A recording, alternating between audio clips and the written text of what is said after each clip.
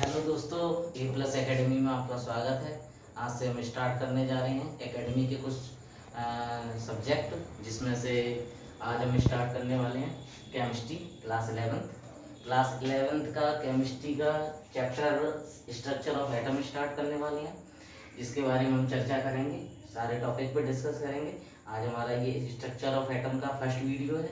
इसके आज हम 2-3 टॉपिक डिस्कस करेंगे, इनको ब्रीफली डिस्कशन होगा इसके बारे में।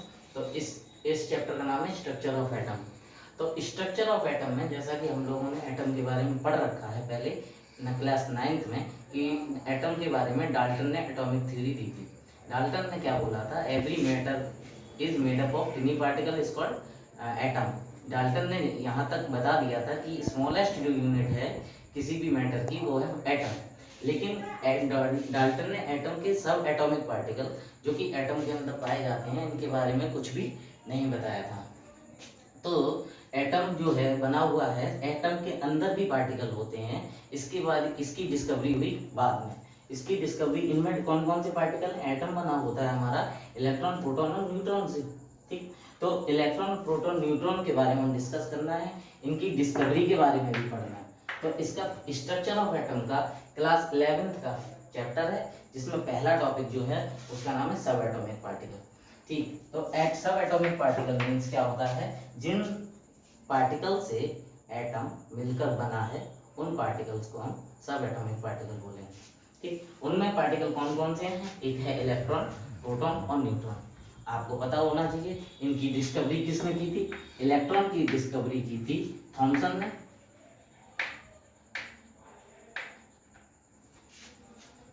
प्रोटॉन की डिस्कवरी की थी रदरफोर्ड ने।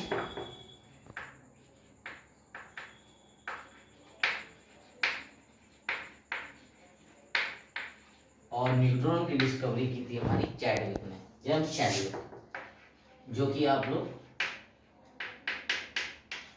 क्लास 9th में पढ़ चुके हैं। अब क्या है? अब हम लोग इलेक्ट्रॉन, प्रोटॉन और न्यूट्रॉन के ये डिस्कवरी कैसे हुई, इनके बारे में चर्चा करेंगे। उसके बाद हम बात करेंगे एटॉमिक मॉडल की।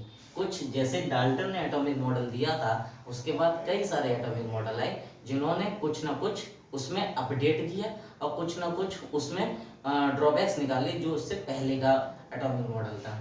तो उसके बाद हमारा एटॉमिक मॉडल जो हम पहला पढ़ेंगे क्लास 11th में, उसका नाम है थॉमसन एटॉमिक मॉडल। उसके बाद जो दूसरा पढ़ेंगे रदरफोर्ड का न्यूक्लियस मॉडल, जो कि हमारा वो अल्फा पार्टिकल वाला बॉम्बार्डिंग है। तीसरा है हमारा रदरफोर्ड एटॉमिक मॉडल। इसी पे इन्होंने एटॉमिक मॉडल भी दिया था, और फिर उनके ड्रॉबैक्स पढ़ेंगे।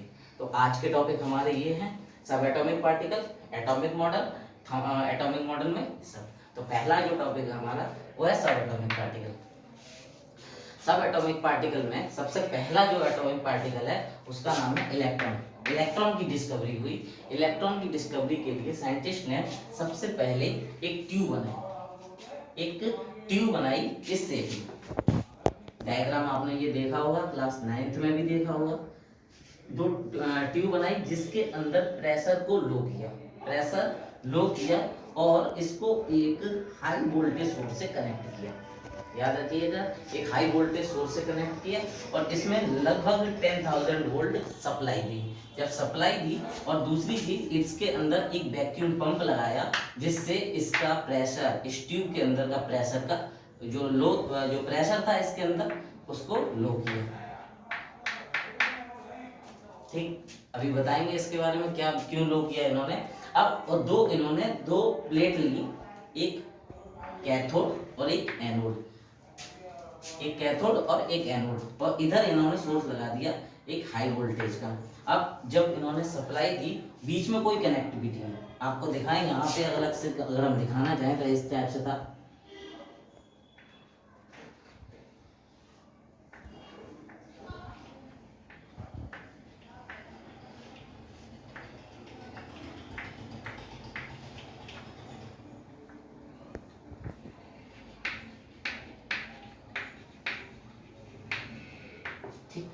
तो इस तरह से ये अरेंजमेंट किया। एक कैथोड रे ट्यूब ली, जिसपे दो मेटल लिए, एक मेटल हमारा कैथोड, एक एनोड। उस समय तक ये डिस्कवरी हो चुकी थी कि चार्ज जो होते हैं दो तरह के होते हैं, पॉजिटिव और नेगेटिव।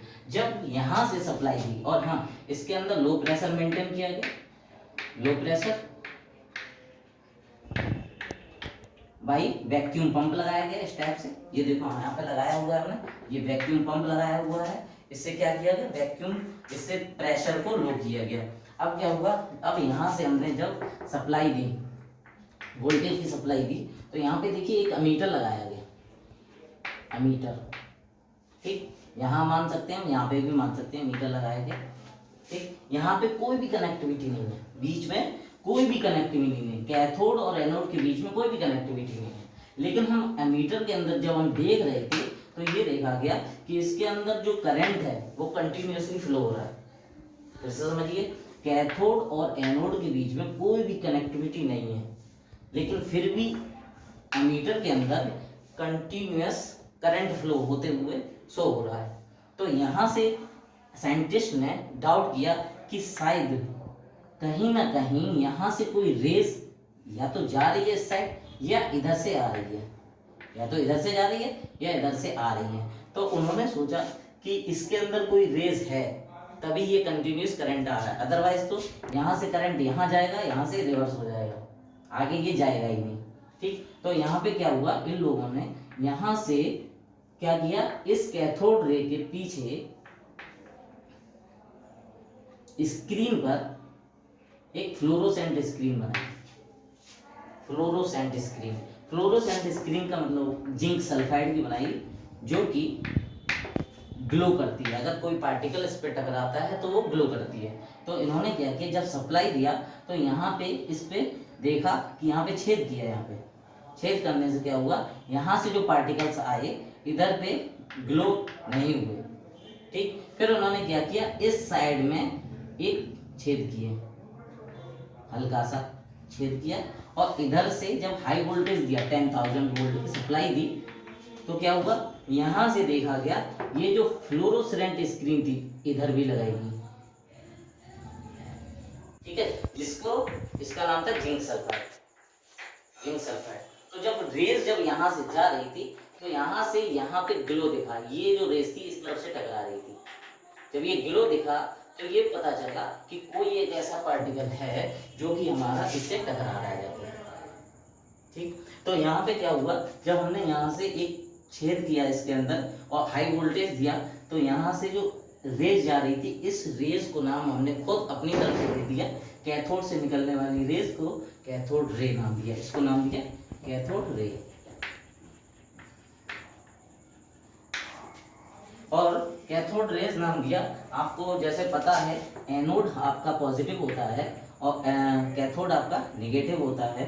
तो यहाँ से आपको ये मालूम था कि नेगेटिव से यहाँ से निकलने वाली रेस जब ये इधर से इस तरफ जा रही पॉजिटिव की तरफ, पॉजिटिव की तरफ हमेशा नेगेटिव ही अट्रैक्ट करेगा।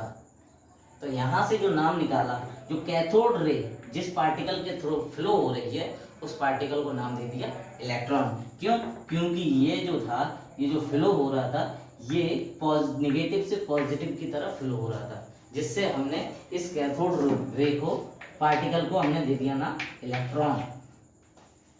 इसी डिस्कवरी को जब हमने बढ़ाया तो यहाँ पे इस कैथोड में कई सारे छेद कर दिए, ठीक है। जब हमने अंदाजा लगाया, लोगों ने, साइंटिस्ट ने ये बोला कि जब इलेक्ट्रॉन किसी एटम के अंदर पाया जाएगा तो उसके अंदर इलेक्ट्रॉन न्यूट्रली होता है, इलेक्ट्रॉन न्यूट्रल एग्जिस्ट करता है। जितने भी एटम होते हैं उसमें नंबर ऑफ इलेक्ट्रॉन और प्रोटॉन इक्वल होते हैं। अब इलेक्ट्रॉन की तो डिस्कवरी हो चुकी थी, इलेक्ट्रॉन की डिस्कवरी हो चुकी, अदरवाइज यानी कि इलेक्ट्रॉन, जितने नंबर ऑफ इलेक्ट्रॉन्स हैं, एटम न्यूट्रल ही है बेसिकली, अगर इलेक्ट्रॉन है तो इसके अंदर कोई पॉजिटिव चार्ज भी होगा। इससे इसमें अब डिस्कवरी की गई, इसी एक्सपेरिमेंट को रिवर्ट किया गया और यहाँ से एक इस कैथोड में कई सारे छेद किए गए, ठीक। और यहाँ फ्लोरोसेंट स्क्रीन लगाई गई, हाई वोल्टेज अप्लाई किया गया, सोर्स को हाई वोल्टेज किया गया। तो हमने यहाँ देखा एनोड से भी एक रेज निकल रही है, इस एनोड से रेज निकल रही है, वो इस फ्लोरोसेंट स्क्रीन पे जाके टकरा रही है। जो कि इसको एनोड रे से पॉजिटिव से नेगेटिव की तरफ अट्रैक्ट हो रही है। इस वजह से इसको जो पॉजिटिव एनोड रेज नाम दिया गया और इसके जो पार्टिकल थे उनको दे दिया प्रोटॉन। यहां से हम लोगों को इलेक्ट्रॉन और प्रोटॉन की खोज डिस्कवरी हुई। ये आपके थे सब एटॉमिक पार्टिकल इलेक्ट्रॉन और प्रोटॉन। यहां तक ये आपके सब एटॉमिक पार्टिकल थे इलेक्ट्रॉन प्रोटॉन। इसके अलावा जो तीसरा न्यूट्रिकल पार्टिकल था जिसका नाम है न्यूट्रॉन, जो कि आपका न्यूट्रल है। इलेक्ट्रॉन आपका negative charge, proton positive charge. Third particle जो था न्यूट्रॉन, इसकी डिस्कवरी भी इसी तरह हुई है। इसकी डिस्कवरी के लिए हम बात करते हैं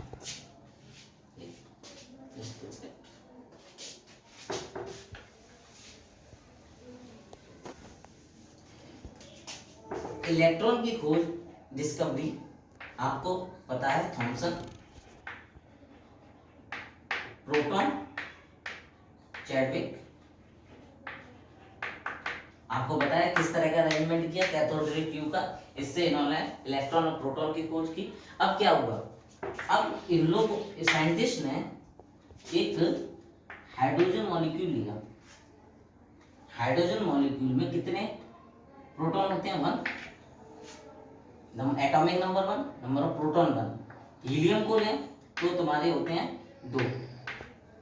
अगर इसका वेट देखा जाए हीलियम का, अभी तक हमें दो सब एटॉमिक पार्टिकल मिल चुके हैं, इलेक्ट्रॉन और प्रोटॉन। इलेक्ट्रॉन और प्रोटॉन मिल गए यानी कि हमारा एटम जो है न्यूट्रल हो गया, ये कंफर्म हो गया हमें न्यूट्रल है। लेकिन हमने क्या देखा, 2 तरह के एक्सपेरिमेंट की, कुछ डाउट के साइंटिस्ट ने रिसर्च की। उन्होंने देखा हाइड्रोजन एटम है, इसका एटॉमिक नंबर 1 है, यानी number of proton 1। Helium atomic number 2, यानी नंबर ऑफ प्रोटॉन 2।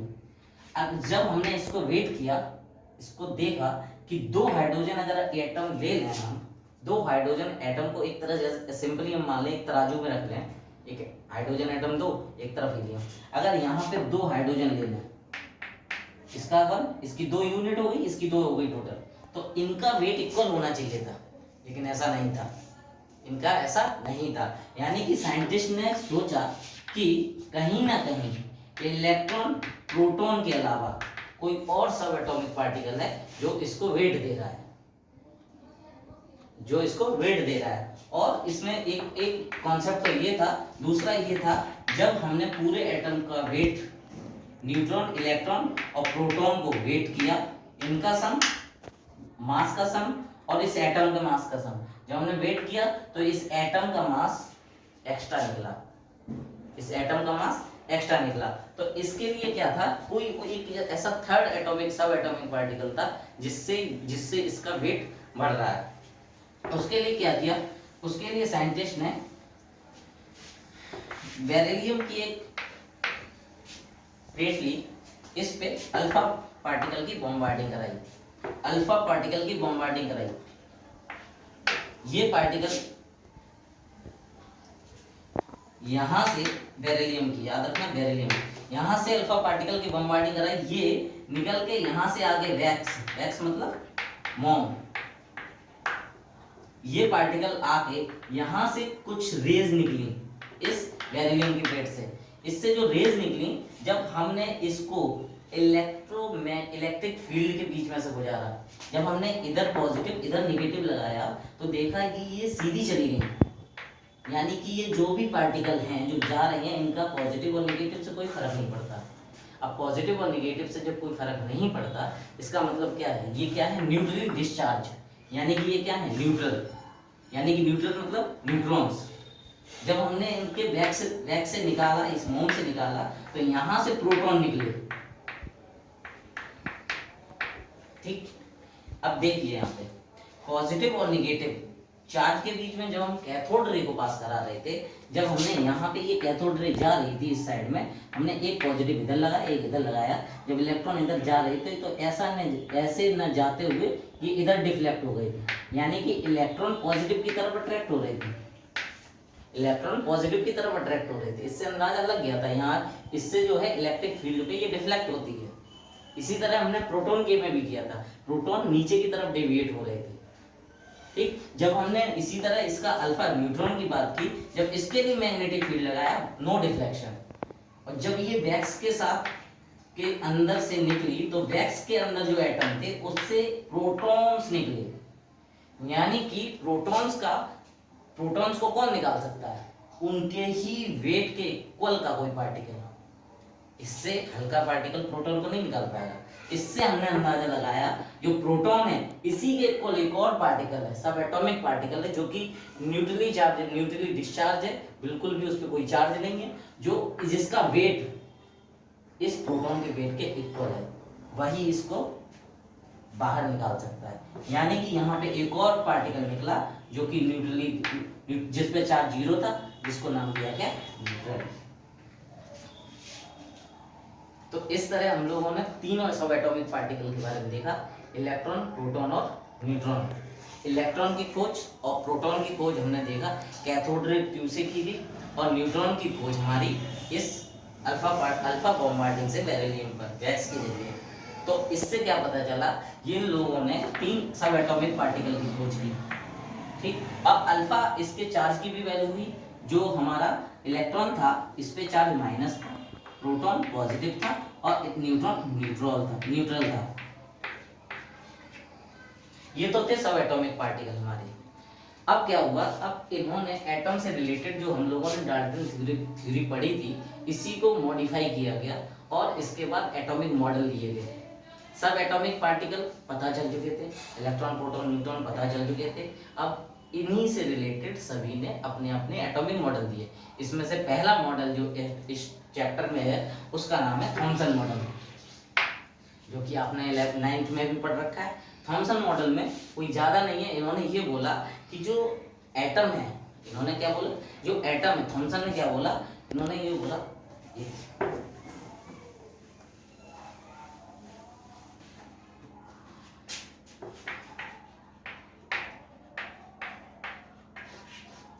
थॉमसन ने कहा कि जो एटम है ये वाटरमेलन के फॉर्म में प्रेजेंट है, वाटरमेलन के फॉर्म में प्रेजेंट है, और इसके अंदर जो पॉजिटिव चार्ज है, इसके अंदर जो पॉजिटिव चार्ज है वो यूनिफॉर्मली डिस्ट्रीब्यूटेड है, यानी कि ये वाटरमेलन के फॉर्म में है और इसके अंदर जो पॉजिटिव चार्ज है ये यूनिफॉर्मली डिस्ट्रीब्यूटेड है पूरे में, जो आपने 9th में पढ़ रखा है। और इसी पर इलेक्ट्रॉन एम्बेडेड है, मींस सेट है। यहाँ पे जैसे कि वाटरमेलन होता है, वाटरमेलन में जो लाल पार्ट होता है, रेड पार्ट, वाटरमेलन का रेड पार्ट,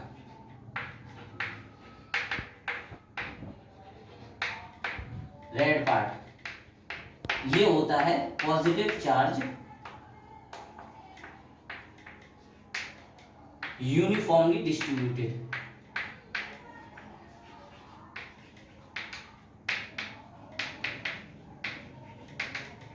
यानी कि पॉजिटिव चार्ज होता है वो पूरे वाटरमेलन में रेड पार्ट वाला पार्ट जितना भी होता है वो पॉजिटिव चार्ज होता है, और जो सीड्स होते हैं उसके जो सीड्स लगे होते हैं, जो सीड्स होते हैं इसमें,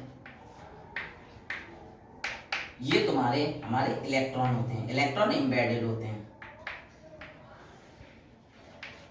ये थॉमसन ने दिया था, इसको वाटरमेलन मॉडल भी बोला जाता है। और एक तरह से इतना याद रखो, बस एक वाटरमेलन है, तरबूज है, जिसपे जो कि लाल पार्ट है वो तुम्हारा पॉजिटिव चार्ज डिस्ट्रीब्यूटेड है यूनिफॉर्मली, और जो इलेक्ट्रॉन है वो एम्बेडेड है सीड्स की तरह। नेक्स्ट मॉडल है Rutherford nuclear model. Rutherford nuclear model ने रदरफोर्ड ने एक अल्फा पार्टिकल की बॉम्बार्डिंग कराई। रदरफोर्ड ने, इन्होंने क्या बोला, एक गोल्ड फॉइल लिया, गोल्ड फॉइल पे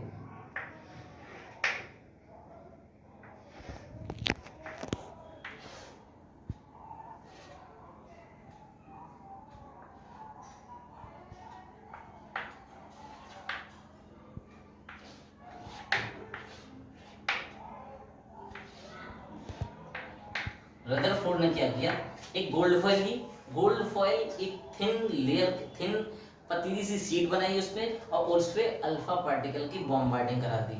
रदरफोर्ड जो 9th में आपने पढ़ रखा है, थॉमसन भी आपने पढ़ रखा है, सब एटॉमिक पार्टिकल का हमने बता रखा है इतने डिटेल में। थॉमसन का यही है वाटरमेलन वाला। और रदरफोर्ड ने क्या किया, एक गोल्ड शीट ली, इस पे अल्फा पार्टिकल की बॉम्बार्डिंग कराई। ध्यान से सुनिएगा इस चीज को। अल्फा पार्टिकल जो हैं, अल्फा पार्टिकल की जब गोल्ड फॉइल पे बॉम्बार्डिंग कराई गई तो कुछ मोस्टली अल्फा पार्टिकल थे वो सीधे निकल गए, गोल्ड फॉइल से सीधे निकल गए, मतलब कि एटम से, गोल्ड फॉइल पे जो एटम थे उससे सीधे निकल गए।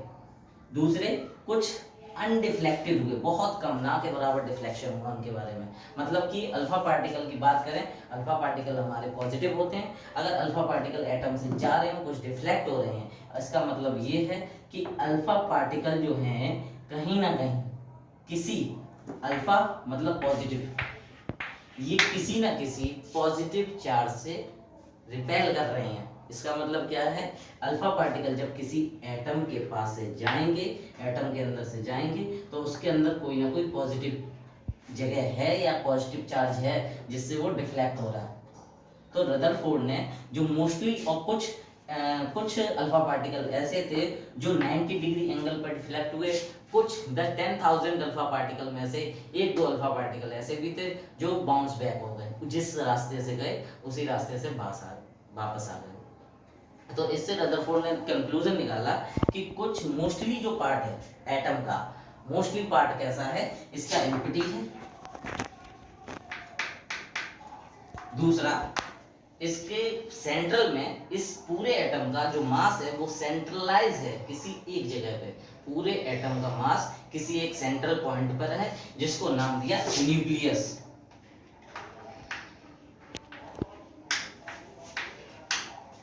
तीसरा, इन्होंने बोला कि जो अल्फा पार्टिकल जा रहे हैं, जिससे डिफ्लेक्ट हो रहे हैं पॉजिटिव से या न्यूक्लियस से, यानी कि कहीं ना कहीं उसके अंदर पॉजिटिव चार्ज है जिससे अल्फा पार्टिकल डिफ्लेक्ट हो रहे हैं, और इसी से न्यूक्लियस की डिस्कवरी हुई। यहीं पे न्यूक्लियस की डिस्कवरी हुई, याद रखना, न्यूक्लियस की डिस्कवरी कहां से हुई, इस अल्फा पार्टिकल बॉम्बार्डिंग से। इससे पता चलता है सेंट्रल में पूरे एटम का, पूरे एटम का जो मास है वो कहीं सेंट्रलाइज है जिसको नाम न्यूक्लियस दिया गया, और यही रदरफोर्ड ने न्यूक्लियस की डिस्कवरी की। और इसी रदरफोर्ड ने जो बताया, और इन्होंने ये भी बोला इलेक्ट्रॉन रिवॉल्व हो रहे हैं इसके अराउंड चारों तरफ, इसी को इन्होंने एटॉमिक मॉडल नाम से भी दिया। इसी न्यूक्लियस से इन्होंने एटॉमिक मॉडल का भी ऑब्जर्वेशन किया। यही बोला गया पहला एम्प्टी पार्ट है मोस्टली एटम का, और जिसकी एटम की रेडियस जो है वो लगभग 10⁻⁻10 मीटर, और जो न्यूक्लियस है ये 10⁻⁻15। अगर आपसे पूछा जाए कि न्यूक्लियस और एटम के बीच में कंपैरिजन किया जाए, कौन न्यूक्लियस एटम से कितना छोटा है, तो एटम जो है, हम ये कह सकते हैं न्यूक्लियस से एटम लगभग 1,00,000 गुना बड़ा है। इसको हम कंपेयर करके देखें, अगर 10⁻⁻10 से अपॉन 10⁻⁻15 करें तो ये देखिए 1,00,000 गुना एटम बड़ा होगा, किससे, न्यूक्लियस से। अगर हम इससे कंपेयर करें तो मैथमेटिकली, ठीक, यानी कि अगर देखा जाए तो न्यूक्लियस बहुत छोटे से पार्ट में सेंट्रलाइज है, बहुत ज्यादा छोटे से पार्ट में, इसलिए इसको न्यूक्लियस नाम रदरफोर्ड ने दिया, और इसको सेंट्रलाइज और स्मॉलेस्ट पार्ट इसीलिए बोला गया क्योंकि पूरा एटम खाली है, और पूरे एटम में जो रिवॉल्विंग हो रही है इलेक्ट्रॉन की, वो रिवॉल्व हो रही है। तो रदरफोर्ड ने ये एटॉमिक मॉडल भी दिया और इसमें न्यूक्लियस के बारे में बताया। अब इसके ड्रॉबैक्स क्या थे रदरफोर्ड के एटॉमिक मॉडल के, इन्होंने 2 चीजें नहीं बताई। एक तो इन्होंने ये बोला कि इलेक्ट्रॉन रिवॉल्व तो हो रहे हैं, लेकिन इन्होंने मैक्सवेल की थ्योरी को प्रूफ नहीं कर पाए, और किसी भी एटम की स्टेबिलिटी को एक्सप्लेन नहीं कर पाए। इन्होंने इलेक्ट्रॉनिक कॉन्फ़िगरेशन एक्सप्लेन नहीं कर पाए।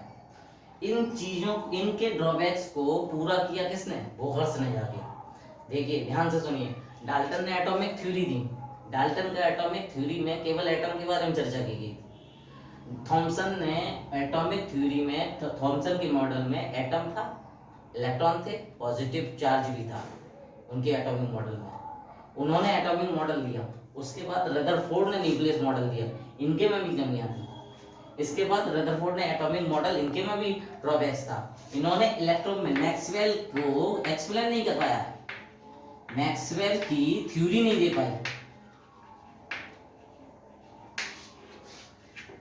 रदरफोर्ड ने मैक्सवेल की इलेक्ट्रोमैग्नेटिक की थ्योरी नहीं दे पाए, जो कि हम आपको नेक्स्ट वीडियो में लेक्चर देंगे इलेक्ट्रोमैग्नेटिक के बारे में, उनकी पूरी थ्योरी बताएंगे। और अगले वीडियो में हम आपको रदरफोर्ड के बाद इनके ड्रॉबैक्स के बारे में पूरा बताएंगे, क्या कमियां रही। उसके बाद बोहर्स आएंगे, बोहर्स के बारे में उन्होंने पोस्टुलेट दिए और उसको भी डिटेल में चर्चा करेंगे। ठीक, तो इसमें मैक्सवेल की कमी रही, स्टेबिलिटी ऑफ एटम नहीं बता पाए, इलेक्ट्रॉनिक कॉन्फ़िगरेशन के बारे में कुछ नहीं बता पाए। ये सब कमियों को दूर किया किसने? बोहर्स ने। इनके बाद जो साइंटिस्ट आएंगे उन्होंने इनकी कमियों को दूर किया। बोहर्स पोस्टुलेट देंगे और बोहर्स ने काफी चीजें दी, atomic radius, energy, velocity of electron, revolving, stability, electromagnetic theory के बारे में बताया। बोहर्स ने काफी चर्चा की। तो अगले वीडियो में हम आपको बोहर्स के बारे में चर्चा करेंगे। तो आज के लिए हमारा ये टॉपिक था, सब एटॉमिक पार्टिकल, एटॉमिक मॉडल, ये सब हो चुका है। कोई भी अगर आपको कोई क्वेरी लगे तो आप कमेंट बॉक्स सेक्शन में डाल सकते, और अगर कोई इसमें से कोई क्वेरी रह गई हो इसको आप कमेंट सेक्शन में डालिए, हम उसको क्वेरी को आपको सही करेंगे। और दूसरा इसका जो बोहर्स मॉडल है इसको हम नेक्स्ट वीडियो में एक्सप्लेन करेंगे। ठीक है, तब तक के लिए आप जुड़े रहिए, सब्सक्राइब कीजिए A+ एकेडमी को, और आगे इसी तरह आपको कॉन्सेप्ट देते रहेंगे और इसका PDF भी उपलब्ध करेंगे। थैंक यू, धन्यवाद।